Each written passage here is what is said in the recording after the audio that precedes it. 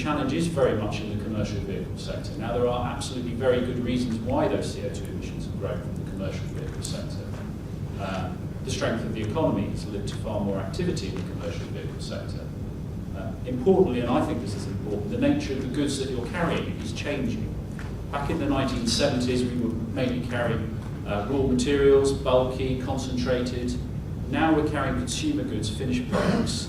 So these are bulky goods that tend to bulk out before they weigh out. So increased bulkiness of goods, increased demand for service from your customers, this next day mentality is inevitably increasing the CO2 emissions from the commercial vehicle sector. So why would you have a green audit?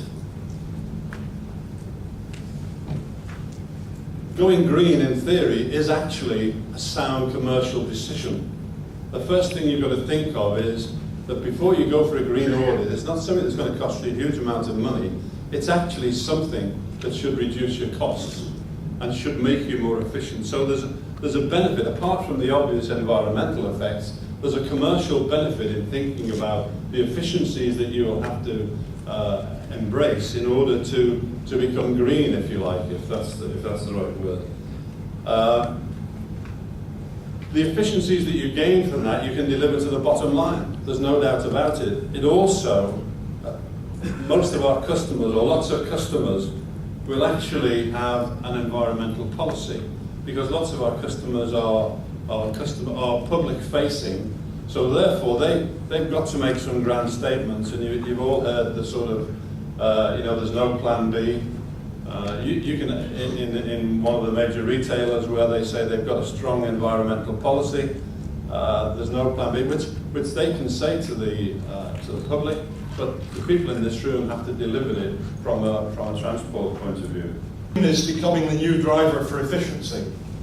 In the meantime, we're going to see a commercial beauty parade, some of which might be a little distasteful to some people, where companies reinterpret what they're doing through a green agenda in order to gain commercial advantage, contracting customers.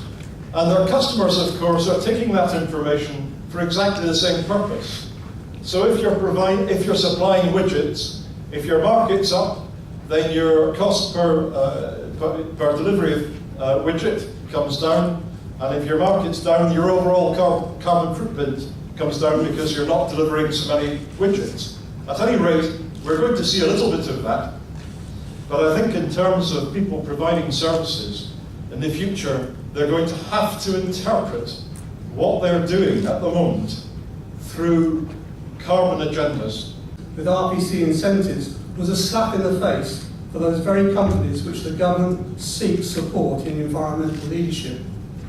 It is only in the last 2 to 3 months that the equipment needed to meet the latest OBD and NOx control legislation, which is a prerequisite for the RPC incentive, has become commercially available in industry-wide volumes.